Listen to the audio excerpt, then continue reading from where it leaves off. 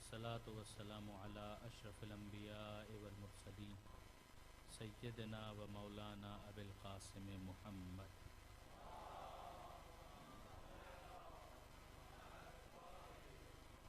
وأهل بيته الطيبين الطاهرين المعصومين المظلومين المنتجبين المنتخبين الميامين لا سيما على الإمام المنتظر والحجة الثانية عشر واللعنة الدائمة الباقية على أعدائهم أجمعين من يوم ظلمهم إلى قيام يوم الدين. اللهم إنا نرغب إليك في دولة كريمة تعز بها الإسلام وأهله وتذل بها النفاق وأهله وتجعلنا فيها من الدعاة إلى طاعتك والقادة إلى سبيلك وترزقنا بها كرامة الدنيا والآخرة. رب اشرح لي صدري ويسر لي أمري واحلل عقدة من لساني يفقهوا قولي واجعلني خالصا لوجهك الكريم يا الله. صلوات على محمد وآل محمد.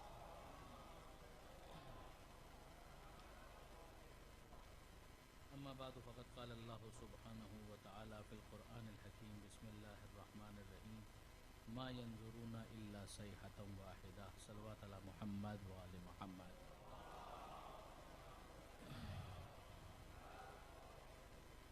برادران عزیز، سورہ مبارک یاسین پر گفتگو کرتے ہوئے ہم یہاں پر پہنچے تھے کہ پروردگار عالم ان لوگوں کے کیس کو بیان کرنے کے بعد کہ جن کے اوپر پروردگار عالم کی نصیحت، پروردگار عالم کا بیان اثر انداز نہیں ہوتا، جو اس منزل پر پہنچ چکے ہیں کہ جہاں پر توفیقات سلب ہو چکی ہے، پھر مختلف نشانیوں کے ذریعے سے متوجہ کرتا ہے.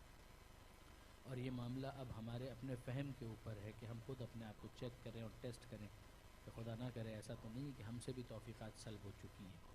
تو جو ترتیب وار پروردگار عالم نے نشانیاں بیان کی، ان کے اندر ایک زمین کو کہ آیت اللہم الارض المیتہ، یہ زمین کی مثال بیان کی، زمین کو نشانی کے طور پر پیش کیا. اور جب زمین پر بحث ہوئی تو زمین کے ساتھ ساتھ زمین سے اگنے والا اناج، زمین سے حاصل ہونے والے پھل، اور پھر ان سب کے اندر جوڑوں کا ہونا، اسے پروردگار نے اپنی نشانی کے طور پر پیش کیا. پھر اس کے بعد بات آئی رات کے اوپر، اور رات کے اوپر گفتگو کرتے ہوئے دن کا بھی تذکرہ آیا، سورج کا بھی تذکرہ آیا، سورج کی حرکت کا بھی تذکرہ آیا، چاند کا بھی تذکرہ آیا. پھر ان سب کا ایک ڈسپلن میں ہونا یہ پروردگار عالم نے بیان کیا کہ للشمس ینبغی لہا ان تدرک القمر ولللیل سابق النہار وکل فی فلک یسبحون. پھر اس کے بعد پروردگار عالم نے سواریوں کا تذکرہ کیا، کشتی کا تذکرہ کیا، کشتی کے فائدہ مند ہونے کا تذکرہ کیا کہ یہ سواری کے بھی کام آتی ہے، سامان بھی اس کے اندر لوڈ کر کے ادھر سے ادھر لے جایا جاتا ہے، اور اس کے علاوہ بھی دوسری بہت ساری سواریاں ہیں کہ جن کو انسان استعمال کرتا ہے. یہ نشانیاں بیان کرنے کے بعد پروردگار عالم نے کہا کہ جب ان سے کہا جاتا ہے کہ ڈرو ما بین ایدیکم وما خلفکم لعلکم ترحمون، کہ ان سے کہا جاتا ہے کہ ڈرو، جو تم آگے اور جو پیچھے ہے ان دونوں سے ڈرو، جس کی وضاحت کرتے ہوئے کل یہ بات آئی تھی کہ جو گناہ انسان کے تصور میں ہے کہ مجھے آگے انجام دینے ہیں تو ان سے بھی ڈرو، اور یہ بھی ڈرتے رہو کہ اگر ان کو انجام دیا تو پیچھے سے پھر عذاب بھی تمہارے اوپر آ رہا ہے. اور پھر اس کے بعد پروردگار عالم نے ایک دوسرا حکم یہ بھی دیا کہ انفقوا مما رزقکم اللہ. جب ان سے کہا جاتا ہے کہ خرچ کرو اس میں سے کہ جو تمہارے خدا نے، تمہارے رب نے تمہیں رزق کے طور پر دیا ہے، قال الذین کفروا للذین آمنوا انطعم من لو یشاء اللہ اطعمہ. تو کافر صاحبان ایمان سے کہتے ہیں کہ ہم ان کو کھلائیں کہ اگر خدا چاہتا تو خود ان کو کھلا دیتا. ان کا بھوکا رہنا دلیل ہے کہ پروردگار ان کو بھوکا دیکھنا چاہتا ہے.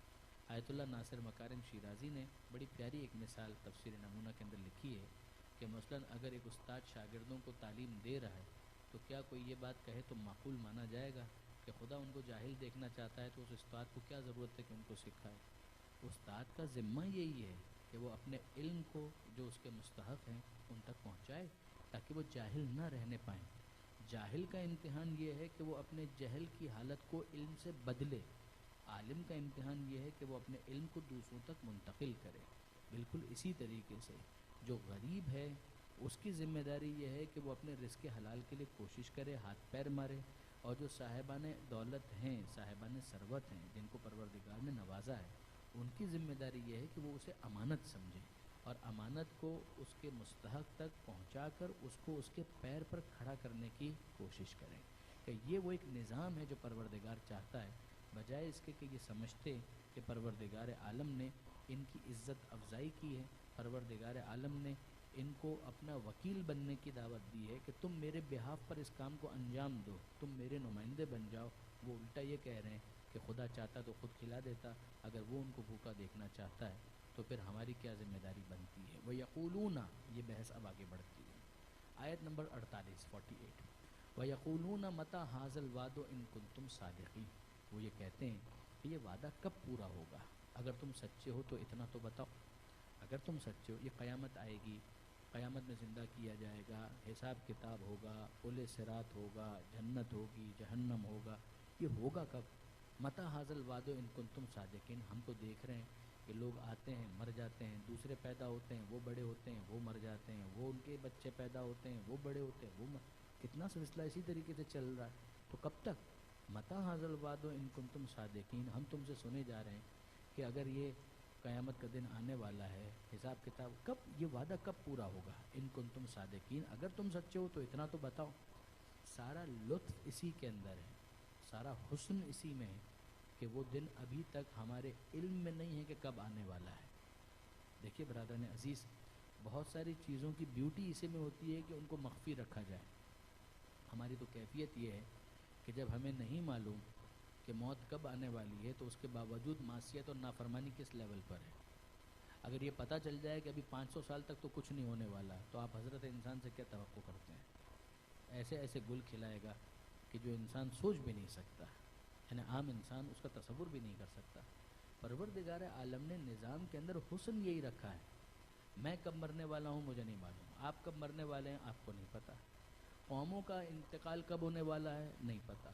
ایک فردی انتقال ہوتا ہے، قوموں کا بھی تو اختتام ہوتا ہے، قومیں کب ختم ہونے والی ہے کچھ نہیں پتہ، نہیں معلوم، اس کا دن معین نہیں کیا گیا، ہمیں علم نہیں دیا گیا۔ قیامت کب آنے والی ہے نہیں پتہ، ہاں آئے گی ضرور، موت کب آئے گی نہیں پتہ لیکن آئے گی ضرور، اختتام کب ہوگا نہیں پتہ لیکن ہوگا ضرور۔ یعنی خود ہم اپنی زندگی میں نہیں دیکھتے ہیں کیا؟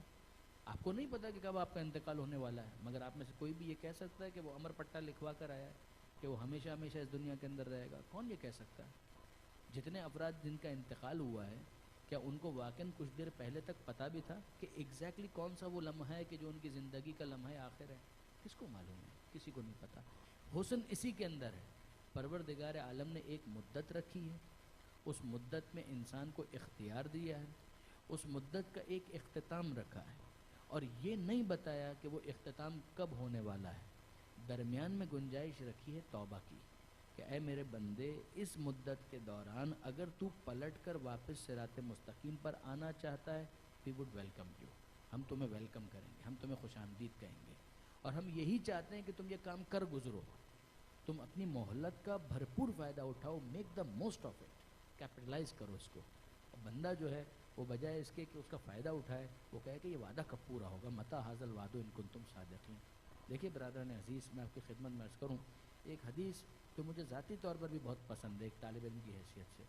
علامہ سید علی نقی صاحب نے ایک جگہ اس کو کوٹ کیا، پھر بعد میں میں نے سرچ بھی کیا تھا، آج کل تو آپ کو معلوم ہے سافٹ ویئرز ایسے آ گئے کہ حدیثوں کو سرچ کرنا بہت آسان ہو گیا ہے، تو کئی کتابوں کے اندر یہ حدیث تھوڑے بہت 19-20 کے فرق کے ساتھ موجود ہے۔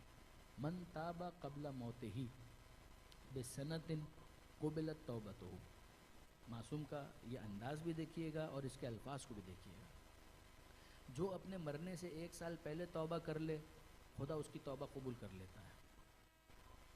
پھر معصوم کہتے ہیں الا ان السنہ کثیر، 1 سال تو بہت زیادہ ہے، یہ انداز آپ دیکھ رہے ہیں، 1 سال تو بہت زیادہ ہے۔ من تاب قبل موتہ بشہر، اگر کوئی اپنے مرنے سے 1 مہینے پہلے توبہ کر لے قبلت توبتہ، اس کی بھی توبہ قبول کر لی جاتی ہے۔ پھر کہتے ہیں الا ان الشہر کثیر، یہ 1 مہینہ بھی بہت زیادہ ہے۔ من تاب قبل موتہ باسبوع قبلت توبتہ، اگر کوئی اپنی موت سے 1 ہفتہ پہلے توبہ کر لے اس کی توبہ بھی قبول کر لی جاتی ہے۔ پھر فرماتے ہیں 1 ہفتہ بھی بہت زیادہ ہے۔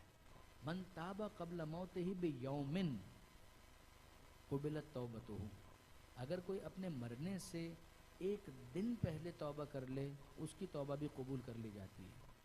پھر فرماتے ہیں الا ان الیوم کثیر، ایک دن بھی بہت زیادہ ہے۔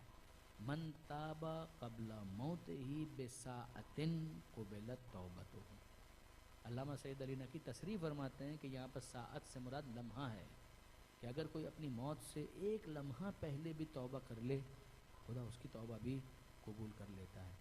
حسن یہی ہے کہ آپ کو بھی نہیں پتہ، مجھے بھی نہیں پتہ کہ وہ آخری لمحہ کون سا ہے، یہی تو پتہ نہیں ہے۔ یعنی کیا آپ مجھے یہ گارنٹی دے سکتے ہیں کہ میں اس ممبر سے زندہ اتروں گا؟ اور کیا آپ میں سے کوئی ایک دوسرے کو گارنٹی دے سکتا ہے کہ آپ امام بارگاہ سے زندہ سلامت گھر پہ واپس پہنچیں گے؟ یہ اسی ماہ رمضان کا تو قصہ ہے، ایک مومن بیڈمنٹن یا اسپورٹس کے دوران ہی حرکت قلب بند ہونے سے اس کا انتقال ہو گیا۔ کون کس چیز کی گارنٹی دے سکتا ہے؟ اتنی انسرٹین ہے زندگی، اتنی غیر یقینی صورتحال ہے۔ عاقل وہی ہے کہ جو اپنی زندگی کے ہر لمحے کو آخری لمحہ سمجھے، ہر لمحہ آخری لمحہ ہے۔ اس کے بعد وہ ایک فکر اس کے اندر ڈیولپ ہوتی ہے جو پازیٹیو فکر ہے۔ ایک تو وہ فکر ہے جس سے انسان نفسیاتی مریض بن جاتا ہے، نہیں، یہ فکر پازیٹیو فکر ہے کہ فکر مند ہونے کے بعد آگے بڑھو تو خدا کا وعدہ ہے جاہدوا فینا لنہدینہم سبلنا، ہماری راہ میں ایک قدم اٹھا کر تو دیکھو، ہم تم کو گرنے نہیں دیں گے، ہم تم کو گرنے نہیں دیں گے، تم ایک قدم اٹھا کر تو دیکھو۔ سورہ عنکبوت کی آیت ہے، جاہدوا فینا، تم کوشش کرو، پھر ہمارا ذمہ ہے، ہم یقیناً یقیناً یقیناً تمہارا ہاتھ تھامیں گے، تمہیں ہدایت دیں گے۔ تم کوشش تو کرو، پہلا قدم تم کو اٹھانا ہے، اس لیے کہ you are not at zero, ہم نے بہت کچھ تمہیں پہلے سے دے دیا۔ یہ حرکتیں ہوں گی جو اس سورہ کی ان آیتوں کے اندر بیان کی گئی ہے، تو پھر تو توفیق سلب ہونے والا کیس ہے۔ متی ھذا الوعد ان کنتم صادقین، اس کو مذاق اڑانے سے فرصت نہیں کہ یہ وعدہ کب پورا ہوگا، اگر یہ تم سچے ہو تو بتاؤ یہ وعدہ کب پورا ہوگا۔ ما ینظرون، خدا کا تبصرہ سنیے، ما ینظرون الا صیحۃ واحدہ، یہ تو بس ایک چیخ کا انتظار کر رہے ہیں، ایک چیخ کا انتظار کر رہے ہیں۔ یعنی کیا یہ خدا کے بارے میں کیا سوچ رہے ہیں کہ خدا کو قیامت برپا کرنے کے لیے کوئی مزدور بلانے ہیں؟ کہ مثال کے طور پر بہت کوئی لمبا چوڑا کوئی محنت والا کام ہے؟ پروردگار کو علی کل شیء قدیر ہے۔ ما ینظرون الا صیحۃ واحدہ، یہ ایک چیخ کا انتظار کر رہے ہیں، تأخذہم، جو ان کو آ کر پکڑ لے گی، وہم یخصمون، جبکہ وہ ایک دوسرے سے جھگڑ رہے ہوں گے، یہ مکان تیرا نہیں ہے میرا ہے، یہ گاڑی تیری نہیں میری ہے، یہ اس کا نہیں اس کا ہے، وہ یہی کر رہے ہوں گے، وہم یخصمون، اور ایسے میں قیامت آ کر ان کو اپنی گرفت میں لے لے گی، وہ چیخ انہیں گرفت میں لے لے گی۔ فلا یستطیعون توصیۃ، جب ایسا ہوگا تو یہ لوگ وصیت کرنے کے بھی قابل نہیں ہوں گے۔ وقت گیا، وصیتیں جو کرنی تھی وہ تو پہلے کرنی تھی، اور قیامت جب آ رہی ہے تو اب کیا وصیت ہوگی؟ اور وصیت اگر یہ کرنا چاہے تو مہلت کدھر ہے؟ 1 نمبر 2 کس کو وصیت کرے گا؟ جو ریگولر انسان کا انتقال ہوتا ہے تو ایک کا ہو رہا ہے تو دوسرا تو زندہ موجود ہے، مگر جب قیامت آئے گی تو کون کس کو وصیت کرے گا؟ کوئی بچنے والا ہے کہ اس کو وصیت کرے؟ فلا یستطیعون توصیۃ ولا الی اہلہم یرجعون، نہ یہ وصیت کرنے کے قابل ہوں گے اور نہ ہی یہ اپنے گھر والوں کی طرف واپس پلٹ سکیں گے۔ وہاں ہوگا کون کہ یہ لوگ پلٹیں گے؟ نہ مہلت، نہ کوئی ہے جس کی طرف یہ پلٹ سکیں۔ اب تو رب کی طرف پلٹنے کا وقت آ گیا۔ وَنُفِخَ فِی الصُّورِ، اور جب سور میں پھونکا جائے گا، فَإِذَا هُم مِّنَ الْأَجْدَاثِ إِلَىٰ رَبِّهِمْ يَنْسِلُونَ، یہ دیکھیے برادران عزیز کہ جو سور کا جو کانسیپٹ ہے وہ کیا ہے، خاص طور پہ میرے نوجوان دوست اگر تھوڑی سی توجہ کر سکیں، اس کو سمجھنے کے لیے آسان سی مثال کیا ہے۔ اسکول کے اندر آپ نے دیکھا ہوگا ریسز ہو گئی، اور ریسز کے بعد پھر واپس کلاسز ریزیوم ہوئی، کس طریقے سے ہوتا ہے؟ اب مجھے آپ کا یہاں پہ نہیں معلوم ہے، مجھے اپنا یاد آتا ہے کہ بریک ہوتی تھی، ایک بیل بجتی تھی، بیل بجی، سب شور مچاتے ہوئے باہر نکل گئے، سب ڈسپرس ہو گئے، اپنے اپنے کلاس روم سے باہر نکل گئے کہ کیا ہوا، کلاس ختم، کلاس ختم، کلاس ختم، کلاس ختم، سب باہر نکل گئے۔ پھر اس کے بعد 15 منٹ کی بریک ہے، 20 منٹ کی بریک ہے، اس کے بعد جیسے ہی واپس ریزیوم کرنا ہے کلاس کو، ایک اور بیل بجی، اور اس کے بعد سارے کے سارے جو گراؤنڈ کے اندر بکھرے ہوئے تھے واپس سمٹ کر آ جاتے ہیں اسی کلاس کے اندر۔ کہ جس طریقے سے یہ 2 بیلز ہیں اسی طریقے سے 2 سور ہیں۔ ایک سور جب پھونکا جائے گا تو قیامت برپا ہو جائے گی، وہ ایک چیخ، وہ ایک آواز کہ جس کے ساتھ ساری زمین کی ایکٹیویٹیز فنشڈ، ختم۔ پھر اس کے بعد سب اپنی اپنی قبروں کے اندر، اور پھر اس کے بعد جب خدا کو واپس سب کو کھڑا کرنا ہے کہ نا کم آ جاؤ اس جگہ کے اوپر، تو ایک دوسرا سور پھونکا جائے گا۔ جو دوسرا سور پھونکا جائے گا یہ دوسری بیل ہے. جب وہ بیل بجائی جائے گی، وہ سور پھونکا جائے گا، تو سب اپنی قبروں سے نکلیں گے میدان محشر کی جانب کہ آ جاؤ، کال آ چکی ہے، اب سونے کا ٹائم نہیں ہے، اب کھڑے ہو جاؤ، اب اٹھ جاؤ. وہ یہاں پر ہے. یہ انتظار کر رہے ہیں کس چیز کا؟ ما ینظرون الا صیحۃ واحدہ. ایک چیخ کا تو انتظار کر رہے ہیں. وہ ہمیں تو ایک چیخ اور اس کے ساتھ ہی کام ختم، ایکٹیویٹی سسپینڈڈ، قیامت آ گئی. اب اس کے بعد جتنے بھی ہیں وہ اپنی اپنی قبروں کے اندر یا جہاں جہاں وہ ہیں وہاں پر انتظار ہے کہ دوسری بیل کب بجتی ہے.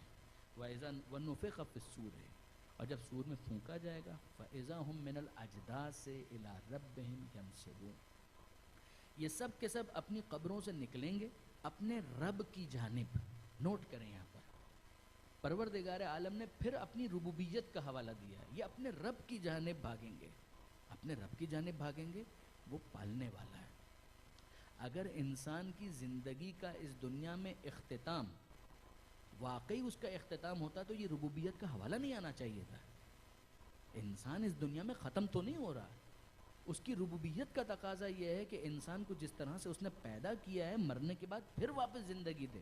وہ پالنے والا ہے. اور ابھی پالنے کے بہت سے مراحل باقی ہیں. جنت کے مراحل بہت سے باقی ہیں کہ جن کو طے کرنا ہے اور ہمیشگی کو اختیار کرنا ہے.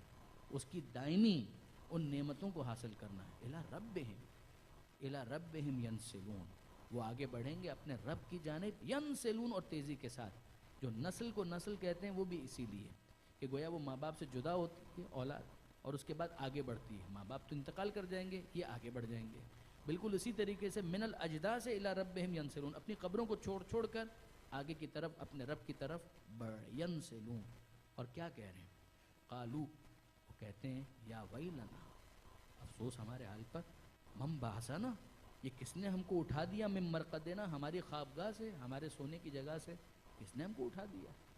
اب یہ جو یہاں پر کہا گیا کہ کس نے ہمیں اٹھا دیا، یہ خود اپنی جگہ بہت دلچسپ بات ہے کہ برزخ کی جو زندگی ہے اس کا انداز کیا ہے.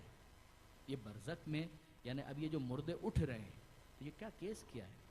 دیکھیے برادران عزیز، اس کو آپ 3 کیٹیگریز میں ڈیوائڈ کر دیجئے. ایک ہیں پکے مومن، ایک ہیں پکے کافر، ایک ہے درمیان کا معاملہ. ڈھل مل یقین والے، کبھی بہت زیادہ خدا کی طرف انکلائنڈ ہو گئے، کبھی ادھر چلے گئے، کبھی صراط مستقیم پر، کبھی ادھر، کبھی ادھر، کبھی ادھر. یہ والا کیس ہے. سم ویئر ان بٹوین. ایک یہ ایکسٹریم اور ایک وہ ایکسٹریم، یعنی ایک ایمان کو اختیار کیے ہوئے پکے مومن. سلمان فارسی ہیں، ابو ذر غفاری ہیں، کمبر ہیں، مقداد ہیں رضی اللہ تعالی عنہم اجمعین. یہ سارے کے سارے واقعاً یہ پکے مومن. یہ افراد، ان کی برزخ کی زندگی نیند نہیں ہے، یہ بیدار ہیں، یہ انجوائے کر رہے ہیں. یہ جو زندگی ہے برزخ کی، یہ تو اس کو انجوائے کر رہے ہیں. دوسری طرف ہے پکے کافر، فرعون ہے، نمرود ہے، یزید ٹائپ کے یہ افراد، یہ پکے کا، یہ بھی نہیں سو رہے، یہ بھی جاگ رہے ہیں اور مار کھا رہے ہیں.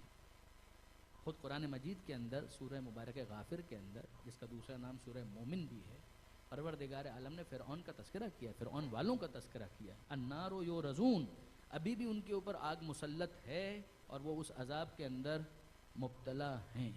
1 نمبر 2، جب قیامت کا دن آئے گا تو فرشتوں سے کہا جائے گا ان کو داخل کر دو اشد عذاب کے اندر، زیادہ شدید عذاب کے اندر ان کو داخل کر دو. تو ایک کیفیت ان کی ہے پکے کافر، وہ بھی مار کھا رہے ہیں اور زندہ ہیں. دوسری طرف پکے مومن ہیں، وہ بھی اس وقت زندہ ہیں لیکن وہ نعمتوں میں غرق ہیں، وہ نعمتوں کو انجوائے کر رہے ہیں. درمیان کا معاملہ ہے، وہ کیا ہے؟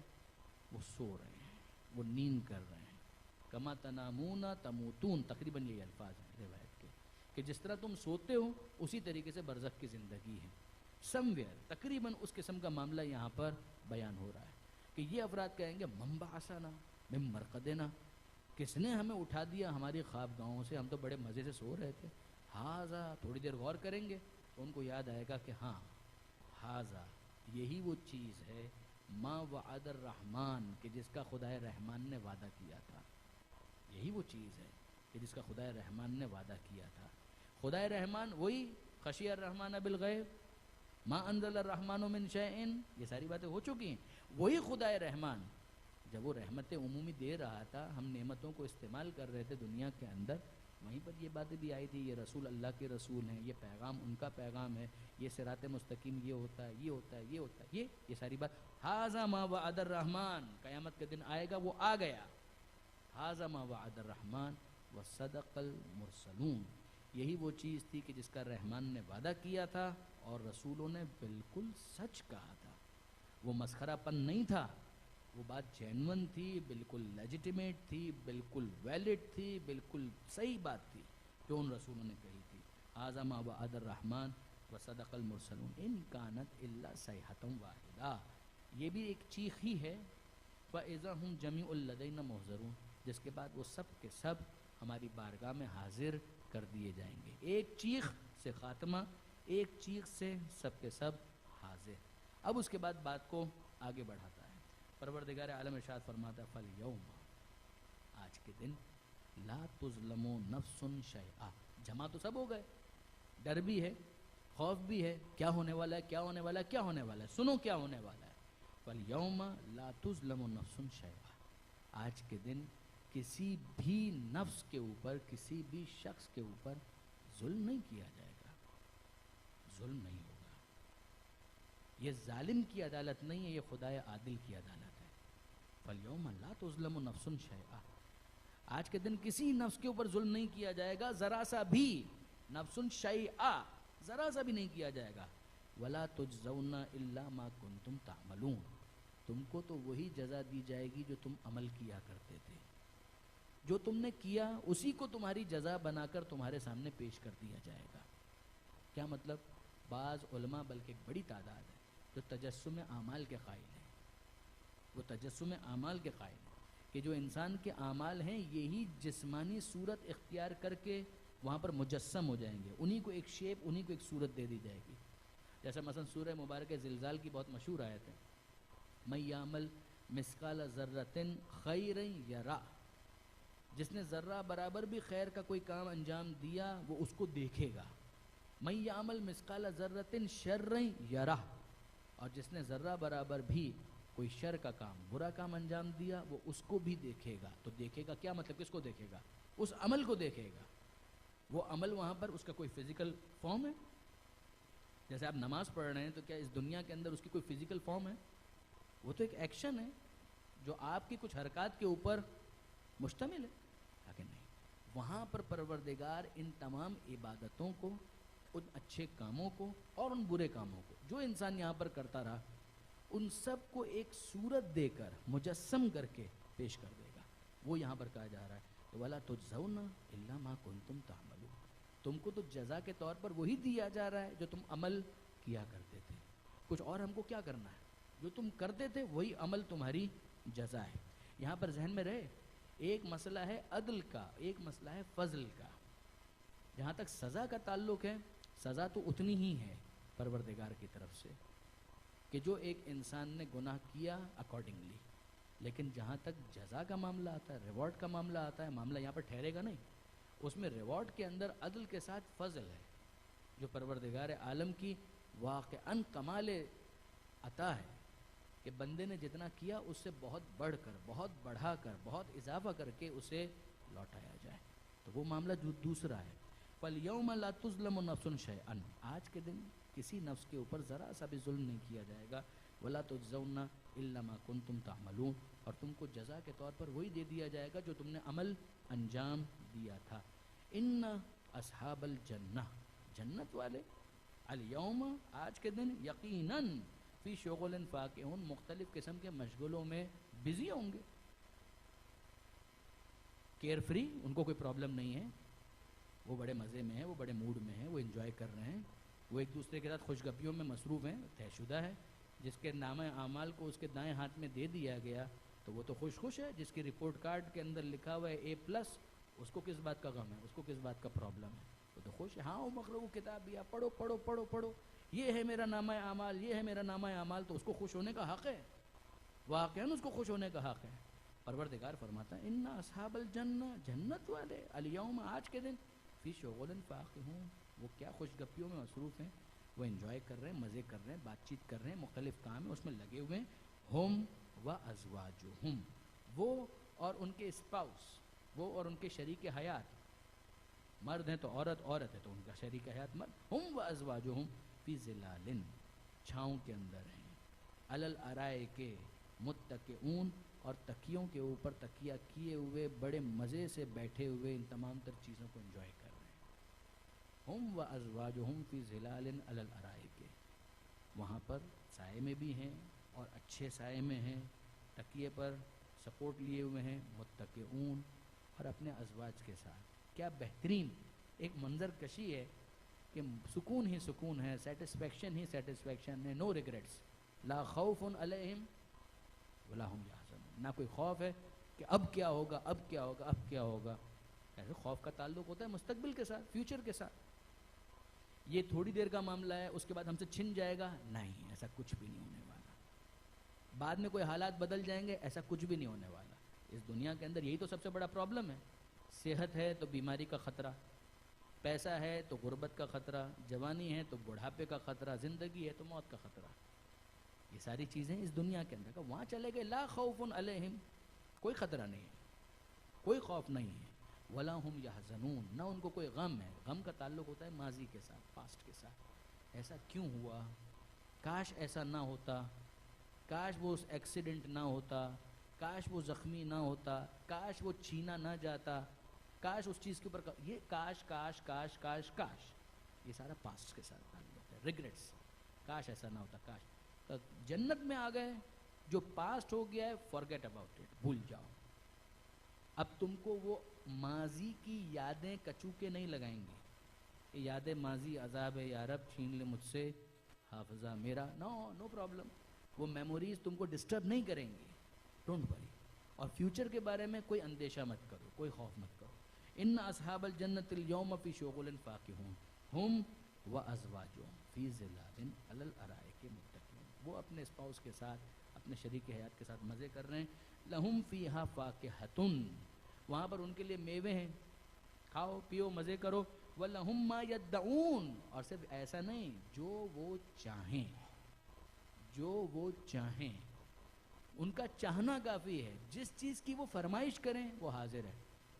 اس میں ایسا نہیں ہے کہ مثال کے طور پر اس وقت سیزن نہیں ہے، تھوڑا سا آپ انتظار کریں، نہیں، ایسا کچھ بھی نہیں۔ یا مثال کے طور پر اس وقت کوک اویلیبل نہیں ہے، جب وہ آ جائے گا تب ہم پکوا کر آپ کو بھیج دیں گے۔ یہ جنت کی بات ہو رہی ہے، یہ جنت کی بات ہو رہی ہے، آپ کے کچن کی بات نہیں ہو رہی ہے، جنت کا معاملہ ہے۔ لَهُمْ مَا يَدَّعُونَ فِيهَا فَاكِهَةٌ وَلَهُمْ مَا يَدَّعُونَ، ان کے لیے میوے بھی ہیں، میوے تو ایک مثال، جو وہ فرمائش کریں، جو وہ چاہیں۔ سلام قولا من رب الرحیم، سب سے بڑھ کر یہ چیز، سب سے بڑھ کر یہ چیز، میوے دوسری چیزیں جو وہ چاہیں وہ اپنی جگہ پر برادران عزیز، اس کا کوئی کیا کرے گا؟ سلام ان کے رب کی طرف سے پیغام سلامتی ہے، قولا من رب الرحیم، کہ تم سلامت رہو، تمہارے رب کی طرف سے تمہارے لیے پیغام سلام ہے۔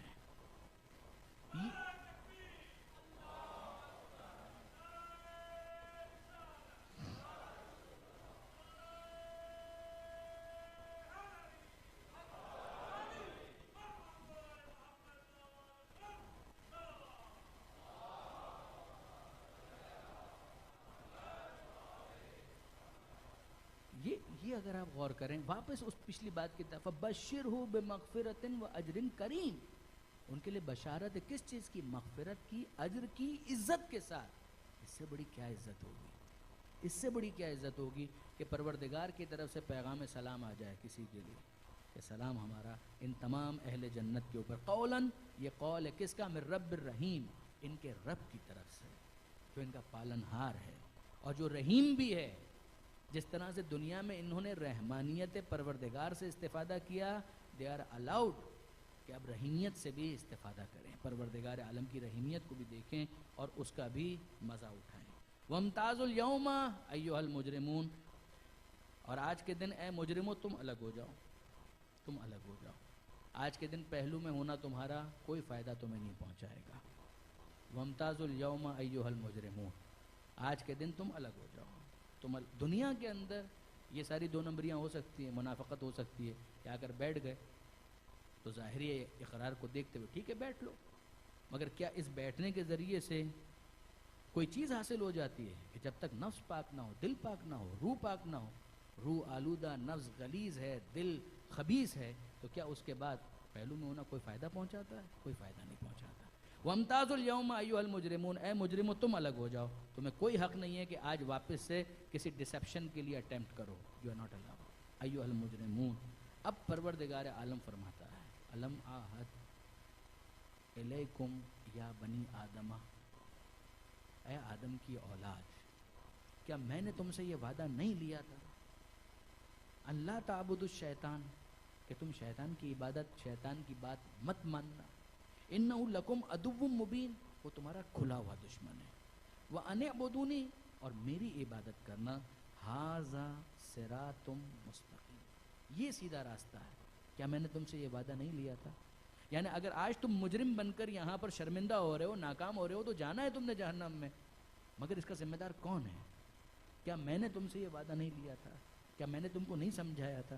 اب یہ سمجھانا پروردگار کا مختلف انداز سے، عقل کے ذریعے سے پروردگار نے، پاگل سے بات نہیں ہو رہی ہے، یہ بات ہو رہی ہے ان سے جو صاحبان عقل تھے۔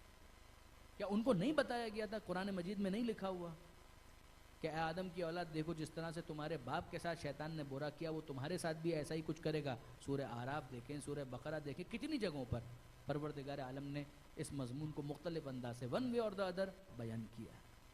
علم آہد، کیا میں نے تم سے وعدہ نہیں لیا تھا؟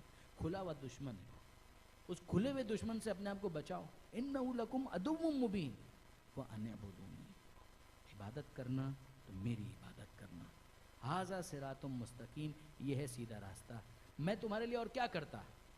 دنیا میں تمہارے لیے، تمہیں سمجھانے کے لیے رسولوں کو بھیجا، اس اعلان کے ساتھ بھیجا کہ اللہ صراط مستقیم، کہ یہ رسول صراط مستقیم پر ہے، وہ تمہیں دعوت دیتا رہا، تم اس کی بات نہیں سنتے، شیطان تمہیں پکار رہا ہے، تم اس کی بات سنتے ہو، بھگتو۔ علم آہد علیکم یا بنی آدم، میری طرف سے حجت تمام تھی، میں نے تمہیں بالکل بتا دیا تھا، یہ خود خدا کے عادل ہونے کی دلیل ہے، ورنہ خدا کو یہ سب کہنے کی ضرورت کیا ہے؟ پروردگار کہے میرا موڈ ہو رہا ہے تم کو جہنم میں ڈالنے کا، جہنم ڈال رہا ہوں، میرا موڈ ہو رہا ہے ان کو جنت میں پھینکنے کا، میں جنت میں دے رہا ہوں۔ خدا یہ نہیں کہتا ہے، جسٹیفائی کرتا ہے۔ علم آہد، کیا میں نے تم سے یہ وعدہ نہیں لیا تھا؟ کیا میں نے تم کو نہیں سمجھایا تھا؟ الیکم یا بنی آدم، تمہاری فطرت میں بھی رکھا، انسان فطری طور پر سعید بننا چاہتا ہے، سعادت مند بننا چاہتا ہے، قرآن کی آیتوں کے ذریعے سے سمجھایا، عقل دے کر سمجھایا، فطرت کے عہد و پیمان کے ذریعے سے سمجھایا، جو انسان کی فطرت میں ہے کہ وہ خیر کی طرف جانا چاہتا ہے۔ بنیادی طور پر کل مولود یولد علی الفطرہ، ہر پیدا ہونے والا فطرت پر پیدا ہوتا ہے، وہ اچھائی کی طرف آتا ہے۔ ایکسکیوز وہ یہ پیش کرے، الگ بات ہے کہ مجھ تک یہ پیغام نہیں پہنچا، وہ تو ہمارا کیس نہیں ہے، ہم تو کیس اس کو ڈسکس کر رہے ہیں کہ جس تک پیغام پہنچا۔ خدا کہہ رہا ہے میں نے تم سے وعدہ لیا تھا، بات تم تک پہنچی تھی۔ علم آہد الیکم یا بنی آدم، آدم کی اولاد، اپنے باپ ہی کے دشمن کو بھول گئے۔ اللہ تعبد الشیطان، کہ تم شیطان کی عبادت نہیں کرو گے۔ عبادت دونوں طرح سے آتا ہے، ایک عبادت تو وہ رسمی عبادت ہوتی ہے کہ جس میں رکوع بھی ہے، سجدہ بھی ہے، خدا سمجھ لینا ہے۔ ایک عبادت ہے بات ماننا، بات ماننا اس کو بھی عبادت سے تعبیر کیا جاتا ہے۔ آج کل تو ویسے دنیا کے اندر ایسے بھی ایک کلٹ پیدا ہو چکے ہیں جو سیٹنزم کو پروموٹ کر رہے ہیں، وہ کہتے ہیں کہ سیٹنزم، سیٹنک چرچز بنے ہوئے ہیں، سیٹنک بائبلز اویلیبل ہیں کہ ہم تو شیطان کی عبادت کرتے ہیں، یہ تم کیا خدا کی عبادت کرنے کی باتیں کرتے ہو، ہم تو شیطان کی عبادت کرتے ہیں۔ اور کیوں شیطان کی عبادت کرتے ہو؟ کہ بھائی تم ہی لوگ بولتے ہو شیطان کیا کرتا ہے اور خدا کیا کرتا ہے۔ تو خدا کہتا ہے کہ نفس کو کنٹرول کرو، شیطان کہتا ہے نفس کو آزاد چھوڑ دو، ہم کو تو شیطان کی بات اچھی لگ رہی ہے۔ خدا کہتا ہے اپنی نیند کو قربان کرو، شیطان کہتا ہے مزے سے سوتے رہو۔ خدا کہتا ہے نکاح کرو پھر یہ عورت حلال ہے، شیطان کہتا ہے کیا بکواس لگا رکھی ہے، جو دل چاہے کرو، نو پابندی، نو بیریئر، نو ریسٹرکشن، کچھ نہیں۔ کہا ایسا، یہ تو شیطان ہی ہے کہ جس کی عبادت ہونی چاہیے۔ وہ کہتے ہیں شیطان کی پرستش یعنی کیا ہے نا، نفس کی پرستش۔ شیطان کی بات مانو یعنی کیا مطلب کہ اپنے نفس کو پروان چڑھاؤ۔ خدا کہتا ہے ضبط نفس، کیا مطلب ضبط نفس؟ نفس کی تو اور زیادہ پرورش کرو، اور زیادہ اس کو آزادی دو، اس کو آوارگی دو، یہ ہونا چاہیے۔ دنیا کے اندر پابندی پابندی پابندی پابندی لگا رکھا ہے، کیا لگا رکھا ہے؟ نہ اس پابندی کو فالو کرو جو خدا نے رکھی ہے، ٹھیک ہے، اصولی طور پر تو وہ آزادی نہیں ہے، وہ آوارگی ہے کہ جس کو آزادی کا نام دیا جا رہا ہے۔ لیکن ٹھیک ہے، اگر شیطان کی بات ماننا ہے تو مانو، پھر اس کے بعد شکوہ مت کرنا۔ پروردگار عالم جسٹیفائی کرتا ہے، علم آہد، میں نے تم سے پہلے ہی کہہ دیا تھا، پہلے ہی تم سے یہ وعدہ لیا تھا، انہ لکم عدو مبین وان اعبدونی ھذا صراط مستقیم۔ وَلَقَدْ أَزَلَّ، پھر بھی ہوا کیا؟ میں نے وعدہ لیا تم سے، تم نے کیا کیا؟ لَقَدْ أَزَلَّ، تمہیں پھر بھی، منکم، تم میں سے، جبلن کثیرہ، ایک بڑی تعداد ہے کہ جس کو شیطان نے گمراہ کر دیا. آغاز سے پھر ملائیے. لَقَدْ حَقَّ الْقَوْلُ عَلَىٰ أَكْثَرِهِمْ وَهُمْ لَا يُؤْمِنُونَ. ان کی ایک بڑی تعداد ہے کہ جن کے اوپر قول خدا ثابت ہو چکا ہے، یہ ایمان لانے والے نہیں ہیں. کہ تم ان میں جانا چاہتے ہو؟ ابھی تمہارے پاس موقع ہے. میدان قیامت میں تو صرف پچھتاوا رہ جائے گا. افلم تکونوا تعقلون، کیا تم پھر بھی عقل استعمال نہیں کرتے؟ نوٹ کیجئے پھر واپس کہ یہاں پہ صاحبان عقل کو مخاطب کیا جا رہا ہے کہ کیا تم پھر بھی عقل استعمال نہیں کرتے؟ جبلن کثیرہ، ایک بڑی تعداد شیطان نے اسے گمراہ کرنے میں کامیابی حاصل کر لی. ہذہ جہنم التی کنتم توعدون، یہی وہ جہنم ہے کہ جس کا تم سے وعدہ کیا گیا تھا. دیکھو اپنی آنکھوں سے، یہ ہے وہ جہنم کہ جس کا تم سے وعدہ کیا جا رہا تھا. وعید دی جا رہی تھی، تمہیں متنبع کر رہے تھے کہ دیکھو اس کے اندر جانا پڑے گا اگر تم نے شیطان کی عبادت کی. اب بھگتو. اصلوها اليوم بما کنتم تکفرون، داخل ہو جاؤ اس کے اندر اپنے کفر کی وجہ سے جو تم کیا کرتے تھے. ظلم نہیں ہوگا تم پر، تمہیں بھی جو جہنم کے اندر ڈالا جا رہا ہے، بما کنتم تکفرون، تمہارے کفر کی وجہ سے، تمہارے اس انکار کی وجہ سے جو تم کیا کرتے تھے. الیوم، آج کے دن، آج کے دن، نختم علی افواہہم، آج کے دن ہم ان کے منہ پر مہر لگا دیں گے. وتکلمنا ایدیہم، ان کے ہاتھ کلام کریں گے. وتشہد ارجلہم، ان کے پیر گواہی دیں گے. بما کانوا یکسبون، جو یہ کام کیا کرتے تھے اس کے بارے میں ان کے ہاتھ اور پیر خود گواہی دینا شروع کریں گے. بعض مفسرین نے لکھا کہ وہاں پر بھی عجیب شوقین مزاج جہنمی ہیں. ان میں سے بعض افراد یہ سمجھیں گے کہ شاید یہ دنیا کی عدالت ہے، تو انکار کر دیں گے. وہ کہ ہم نے کچھ بھی نہیں کیا، ہم نے تو کچھ بھی نہیں کیا، ہم نے کچھ نہیں کیا. تو کیا مطلب؟ پروردگار عالم کے سامنے بھی یہ دو نمبریاں چل سکتی ہیں کہ پہلے کہہ رہے تھے، اب ان کے منہ پر مہر لگا دی جائے گی کہ تم بات کرنے کے بھی قابل نہیں ہو. ان کے ہاتھ بولیں گے، ان کے پیر بولیں گے. اب ہاتھ بتائے کہ میں نے یہ کام کیے ہیں، نعوذ باللہ من ذالک، معاذ اللہ معاذ اللہ معاذ اللہ. پیر بتائیں کہ ہم یہ شخص ہم کو انہی پیروں سے کہاں کہاں لے کر گیا. ختم ہو گئے، کیا بات رہ گئی؟ الیوم نختم علی افواہہم وتکلمنا ایدیہم وتشہد ارجلہم بما کانوا یکسبون. یہ ہاتھ اور پیر گواہی دیں گے جو یہ لوگ کیا کرتے تھے. لو نشاء، اگر ہم چاہیں، لطمسنا علی اعینہم، تو ان کی آنکھوں کو ہی ملیا میٹ کر دیں. فاستبقوا الصراط، اس کے بعد یہ لوگ راستہ ڈھونڈیں. فأنی یبصرون، تو کیا ان کو نظر آئے گا اور کہاں نظر آئے گا؟ ہم چاہتے تو دنیا کے اندر ان کے ساتھ یہ کر سکتے تھے. دنیا کے اندر معاملہ وہی مہلت والا کہ جب تک مہلت ہے ان کو برداشت کیا. ہم نے نہیں کیا یہ سب کچھ. وَلَوْ نَشَاء لَطَمَسْنَا عَلَىٰ أَعْيُنِهِمْ، ان کی آنکھوں کو بالکل صاف کر دیتے، یہ آنکھیں ہوتی نہیں، بالکل ان کی ختم کر دیتے. فَاسْتَبَقُوا الصِّرَاطَ، اس کے بعد یہ لوگ راستہ ڈھونڈتے. فَأَنَّىٰ يُبْصِرُونَ، کیا ان کو نظر آتا، کیا دیکھ پاتے. وَلَوْ نَشَاءُ لَمَسَخْنَاهُمْ عَلَىٰ مَكَانَتِهِمْ، اور اگر ہم چاہیں تو ان کو ان کی جگہ پر ہی مسک کر کے رکھتے ہیں، وہیں پر ختم، فنش. فَمَا اسْتَطَاعُوا مُضِيًّا وَلَا يَرْجِعُونَ، نہ یہ آگے روشنی کو دیکھ پائیں، نہ ہی یہ پیچھے کی طرف پلٹ پائیں. وَمَن نُعَمِّرْهُ نُنَكِّسْهُ فِي الْخَلْقِ أَفَلَا يَعْقِلُونَ. ایک نشانی اور آ گئی کہ جس کو ہم لمبی عمر دیتے ہیں، وَمَن نُعَمِّرْهُ نُنَكِّسْهُ فِي الْخَلْقِ، تو ہم کیا کرتے ہیں؟ ہم اس کو خلقت میں پیچھے کی طرف پلٹا دیتے ہیں. افلا یعقلون، پھر بھی یہ لوگ عقل استعمال نہیں کرتے. تو پروردگار عالم سمجھا رہا ہے. اچھا دیکھیے برادران عزیز، واقعاً چلیے ایک حدیث ہے، میں اس کو پہلے آپ کے ساتھ شیئر کروں، اس کے بعد اس بات پر کچھ تبصرہ کرتے ہیں. ایک درود بھیجیے گا محمد و آل محمد.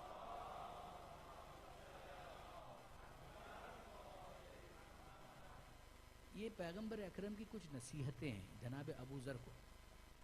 جناب ابو ذر غفاری کو پیغمبر اکرم نے نصیحت کرتے ہوئے کہا، اقتنم خمسن، اے ابو ذر 5 چیزوں کو 5 چیزوں سے پہلے غنیمت جانو. پروسیس تو یہی ہے، فیس تم کو کرنا ہے. اقتنم خمسن قبل خمسن، 5 چیزوں کو 5 چیزوں سے پہلے غنیمت جانو. کیا چیزیں ہیں ذرا دیکھیے. نمبر 1، شبابک قبل حرمک، بڑھاپے سے پہلے جوانی کو غنیمت سمجھو، بڑھاپے سے پہلے جوانی کو غنیمت سمجھو، صحتک قبل سقمک، بیماری سے پہلے صحت کو غنیمت سمجھو، پیسے کو غربت سے پہلے غنیمت سمجھو، اور جو تمہارے پاس فارغ وقت ہے مصروفیت سے پہلے اس کو غنیمت سمجھو، اور اپنی موت سے پہلے اپنی زندگی کو غنیمت سمجھو۔ الفرصت تمر مر السحاب، مولا کا جملہ نہج البلاغہ کے اندر ہے۔ مولا کہتے ہیں فرصت کا جو وقت ہے نا، یہ جس طریقے سے بادل گزر جاتے ہیں پتہ بھی نہیں چلتا کہ کب گئے، کہ اسی طریقے سے یہ فرصت کا ٹائم چلا جائے گا۔ Opportunities will be wasted, lost, وہ ضائع ہو جائیں گے۔ جس طرح سے کلاؤڈز چلے جاتے ہیں اسی طریقے سے تمہاری فرصت چلی جائے گی۔ صحت کب گئی کچھ پتہ نہیں چلے گا، جوانی کب گئی کچھ پتہ نہیں چلے گا۔ داڑھی کا سفید بال متوجہ کرے گا کہ اچھا اب تو میں بڑھاپے کی طرف آ رہا ہوں۔ یہ چیز کہ جوانی غنیمت سمجھو، اس کی حفاظت بھی کرو۔ دیکھیے کوئی یہ نہیں کہہ رہا کہ انسان اپنی جوانی کو ضائع کر دے اور جوانی کو ختم کر کے بڑھاپے کی طرف خود سے چلا جائے، ایسی حرکتیں کرے نا۔ انسان ورزش کرے، صحت کا خیال رکھے، اپنے آپ کو مینٹین کرے، اپنی ہیلتھ کا خیال رکھے، سب کچھ کرے۔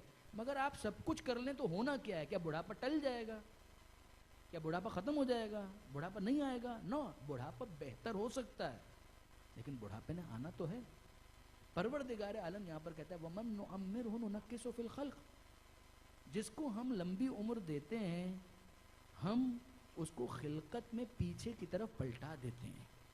انسان جب پیدا ہوتا ہے تو کیا کیس ہے؟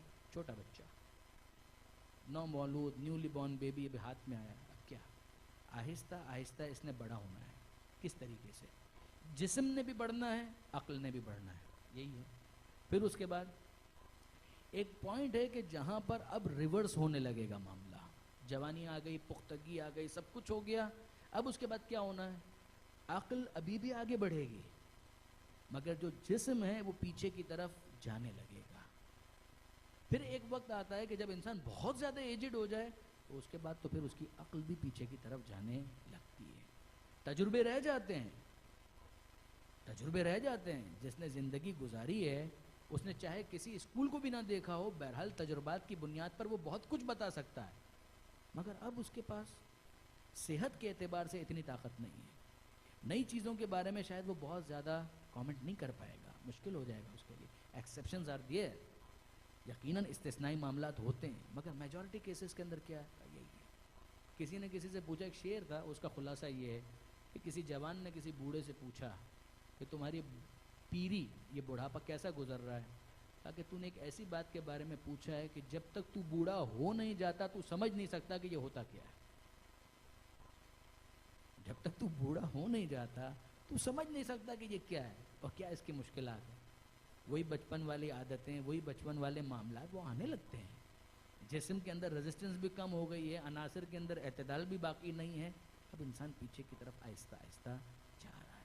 وَمَن نُعَمِّرْهُ نُنَكِّسْهُ فِي الْخَلْقِ، جس کو ہم اس طرح سے لمبی زندگی دیتے ہیں یہ کرتے ہیں۔ سنیے جناب یعقوب علیہ السلام، یعقوب علیہ السلام کے بارے میں قصص الانبیاء میں، ابھی الفاظ میرے ہیں، خلاصہ۔ جناب یعقوب علیہ السلام ملک الموت آئے اور انہوں نے گفتگو کی، تو جناب یعقوب علیہ السلام نے کہا کہ اے ملک الموت، دوسروں کے پاس جاتے ہو تو اطلاع دیے بغیر جاتے ہو، میرے پاس آنا تو اطلاع دے کر آنا۔ میں صرف سمجھانے کے لیے عرض کر رہا ہوں کہ مثلا وی آئی پی پروٹوکول اتنا تو ملنا چاہیے کہ مثلا تم جب آؤ تو مجھے ویل بیفور انفارم کرنا، اس کے بعد پھر آنا۔ ملک الموت نے کہا ڈن۔ اب قصص الانبیاء کی کتابوں کے اندر ڈن کا لفظ مت ڈھونڈیے گا، میں پھر کہہ رہا ہوں، الفاظ میرے ہیں کہ ڈن، اے نبی خدا آپ کے پاس میں آؤں گا تو آپ کو انفارم کر کے آؤں گا۔ وقت گزرا، عرصہ گزر گیا، ملک الموت اچانک ایک دن آ ٹپکے، نعوذ باللہ من ذالک، یعنی آ گئے، اور انہوں نے آنے کے بعد کہا اے نبی خدا چلیے۔ جناب یعقوب کہنے لگے کہ اے ملک الموت، کہ ہمارے درمیان یہ طے نہیں ہوا تھا کہ تم بتا کر آؤ گے؟ بتائے بغیر اچانک آ گئے اور کہہ رہے ہو چلیے۔ ملک الموت کہتے ہیں کہ اے نبی خدا میں نے اپنا وعدہ پورا کیا، میں تو بتا کر آیا ہوں. درمیان میں وہ خط کون لے کر چلا گیا؟ کوئی کمپیوٹر میں وائرس تھا کہ ای میل نہیں پہنچ سکا، موبائل فون کی کمپنی خراب تھی کہ ایس ایم ایس نہیں آیا، چکر کیا ہے؟ کیوں نہیں آیا؟ مجھے تو پتہ نہیں چلا، تمہارا میسج مجھے نہیں ملا. کہا نہیں نبی خدا میں آپ کو بتا کر آیا ہوں. کہا واقعاً مجھے اطلاع نہیں ہے. اے نبی خدا ذرا غور کیجیے، جب آپ سے میری بات ہوئی تھی تب آپ کے چہرے پر جھریاں نہیں تھیں، آج جھریاں موجود ہیں، رنکلز موجود ہیں. جب آپ سے میری بات ہوئی تھی اس وقت آپ کے سارے دانت سلامت تھے، اس وقت پوزیشن کیا ہے؟ جب آپ سے میری بات ہوئی تھی تب آپ کے سارے بال کالے تھے، اس وقت پوزیشن کیا ہے؟ بال سفید ہو چکے ہیں. جب آپ سے میری بات ہوئی تھی آپ کی کمر سیدھی تھی، اس وقت کیا کیس ہے؟ آپ کی کمر جھکی ہوئی ہے. کیا اس وقت راشا اور لرزہ تھا؟ اس وقت ہے. یہ سب کی سب اس بات کی اطلاع تھی، یہ کالے بالوں کا سفید ہونا اس بات کی اطلاع تھی کہ میں آ رہا ہوں. یہ دانتوں کا گر جانا یہ اطلاع تھی کہ میں آ رہا ہوں. چہروں پر جھریوں کا پڑ جانا یہ اس بات کی اطلاع تھی کہ میں آ رہا ہوں. یہ سیدھی کمر کا خم ہو جانا یہ اطلاع تھی کہ میں آ رہا ہوں. یہ ہاتھوں اور پیروں میں لرزے کا آ جانا یہ اس بات کی اطلاع تھی کہ میں آ رہا ہوں. من نعمر ہو ننکس ہو فی الخلق، جس کو ہم لمبی عمر دیتے ہیں تو بہرحال خلقت میں اسے پیچھے کی طرف پلٹا دیتے ہیں. فرق ایک ہے، بچہ جب چھوٹا ہوتا ہے کمزور ہوتا ہے تو اس کی حرکتوں پہ پیار آتا ہے، بوڑھا اپنے بڑھاپے میں جب یہ کام کرتا ہے اس پر رحم آتا ہے. واقعاً یہ عجیب ہے. عبرت تو ہے برادران، بوڑھا اپنے معاشرے میں نبی کی حیثیت رکھتا ہے، روایت کے اندر آیا ہے، مذاق نہیں ہے. میں پھر کہہ رہا ہوں، میری بات کو غلط مت لیجئے گا، کہ جو تجربہ ہے اس سے استفادہ وہ اپنی جگہ پر ہے، مگر واقعاً کتنا بڑا میسج ہے جوانوں کے لیے کہ وہ اپنے بزرگوں کے آئینے میں اپنی شکل دیکھیں. وہ دیکھیں کہ آج جوانی ہے تو یہ جوانی ہمیشہ باقی نہیں رہے گی، اس جوانی نے بالآخر ختم ہونا ہے، بڑھاپے میں ڈھل جانا ہے. یہ موقع ہے کچھ کرنے کا، ورنہ بعد میں نہ آنکھوں نے ساتھ دینا ہے اس حد تک اور نہ دوسری طاقتوں نے اس حد تک وفا کرنی ہے. سب چیزیں آہستہ آہستہ ختم ہونے لگتی ہیں، یہاں تک کہ بالآخر انسان ہی ختم ہو جاتا ہے. من نعمر ہو ننکس ہو فی الخلق افلا یعقلون، کیا یہ لوگ پھر بھی عقل استعمال نہیں کرتے؟ آج یہاں تک ہماری بات پہنچی. اب ظاہر ہے کہ دن ہمارے پاس کم ہے، شاید آج کی اور کل کی اور پھر پرسوں کی 2 تقریریں ہمارے پاس ہیں، اور ظاہر ہے کہ شب ولادت کی مناسبت سے بھی کچھ باتیں ہیں، تو کل ہم تیزی کے ساتھ تھوڑا سا آگے جانا چاہیں گے تاکہ سورہ مبارکہ یاسین کو کوشش تو ہماری یہی ہوگی کہ ہم مکمل کر پائیں. کل مصائب کے بیان میں نے جناب اون و محمد کا تذکرہ کیا تھا، میں اس بات کو مکمل کرنا چاہوں گا. جناب عبداللہ ابن جعفر طیار نے یہ کہا کہ شہزادی میں آپ کے جد کی ایک وصیت پر عمل کرنے کے لیے آیا ہوں. اتنا مشکل سفر، سامان صدقہ تو آپ لے کر نہیں چلیں گے. آپ کے جد نے یہ کہا ہے کہ جب سفر پر جاؤ تو صدقے کا سامان ساتھ لے کر جاؤ. یہ اون و محمد یہ صدقے کا سامان ہے. اگر کوئی مشکل وقت آئے، ایک کو اپنی طرف سے حسین پر صدقہ کر دیجیے گا، دوسرے کو میری طرف سے حسین پر صدقہ کر دیجیے گا. جناب زینب کا دل شاد ہو گیا، دل خوش ہو گیا.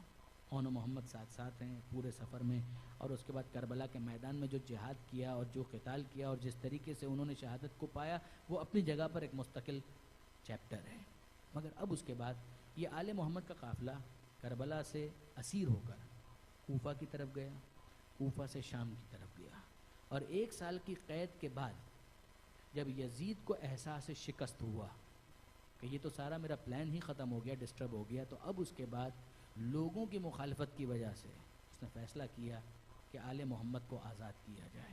اور آپ جانتے ہیں کہ سید سجاد نے کہا کہ میں اپنی پھوپھی سے مشورہ کروں گا کہ مجھے کیا کرنا ہے، کیا آزادی قبول کرنا ہے یا اسی زندان میں جان دینا ہے. آزادی قبول کی جناب زینب کے مشورے پر، مگر ایک شرط کے ساتھ، چند شرائط کے ساتھ.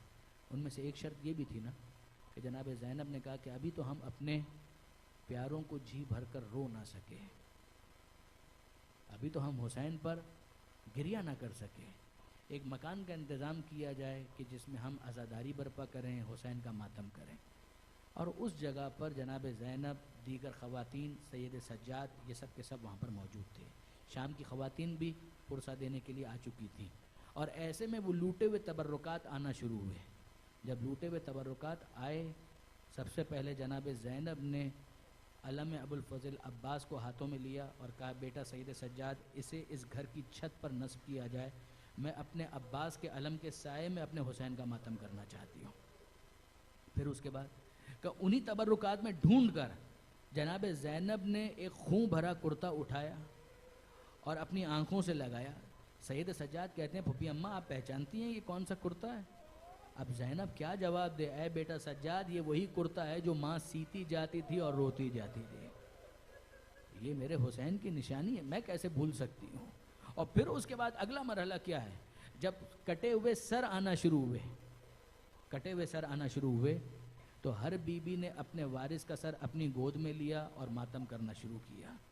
حسین کا سر زینب کی آغوش میں ہے، اکبر کا سر لیلا کی آغوش میں ہے، قاسم کا سر جناب فروا کی آغوش میں ہے، جناب ام کلثوم کی گود میں حضرت ابو الفضل عباس کا سر ہے۔ شام کی عورتیں دیکھتی ہیں کہ دو ننھے ننھے سر ایسے ہیں کہ جن کا کوئی ماتم نہیں کرا، پوچھتی ہیں کہ کیا ان بچوں کی ماں زندہ نہیں ہے؟ جناب زینب نے آگے بڑھ کر کہا کہ یہ دونوں میرے لال ہیں، یہ اون و محمد کے سر ہیں۔ کہا بی بی پھر ان کا ماتم کیوں نہیں کرتی ہیں؟ کہا ان کو میں نے اپنے حسین پر صدقہ کر دیا، پہلے صدقہ جن پر کیا ہے ان کا ماتم کروں گی، پھر صدقہ ہونے والے بچوں کا ماتم کروں گی۔ الا ولعنۃ اللہ علی القوم الظالمین وسیعلم الذین ظلموا ایام منقلب ینقلبون۔ بار الہ اس قلیل توسل کو قبول فرما، مالک ہماری عبادتوں کو اپنی بارگاہ میں قبول فرما۔ اے پروردگار بیماروں کو خصوصیت کے ساتھ جو مورد نظر ہیں شفا کاملہ اور عاجلہ نصیب فرما، خصوصاً بہادر بھائی کو جو اس محفل کے خدمت گزار بھی ہیں انہیں جلد از جلد صحت کاملہ اور عاجلہ نصیب فرما، بے روزگاروں کو عزت کی روزی عطا فرما، جو بے اولاد ہیں انہیں اولاد صالح عطا فرما، جو صاحبان اولاد ہیں انہیں اولاد کی صحیح تربیت کی توفیق عطا فرما، تمام علماء کرام راج اعظام اور مقام معظم رہبری کی حفاظت فرما، آل محمد کے ماننے والے چاہنے والے جہاں کہیں بھی ہیں ان کی جان مال عزت و آبرو کی حفاظت فرما، مقدس مقامات خصوصیت کے ساتھ سیدہ زینب سلام اللہ علیہا کے مزار کی حفاظت فرما، دشمنان اہل بیت کو نیست و نابود فرما، زمانے کے امام کا وفادار رہنے کی توفیق عطا فرما، امام زمانہ کے مقابلے پر جھوٹے امامت کے دعوے داروں سے بیزار رہنے کی توفیق عطا فرما، حضرت کے ظہور میں تعجیل فرما، ہمیں ان کے اعوان و انصار میں شمار فرما۔ ربنا تقبل منا انکا انت السمیع العلیم وتب علینا انکا انت التواب الرحیم۔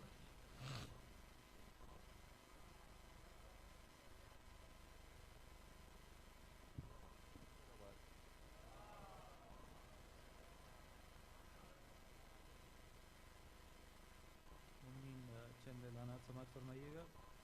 رمضان المبارک کے پروگرام روزانہ نماز مغربین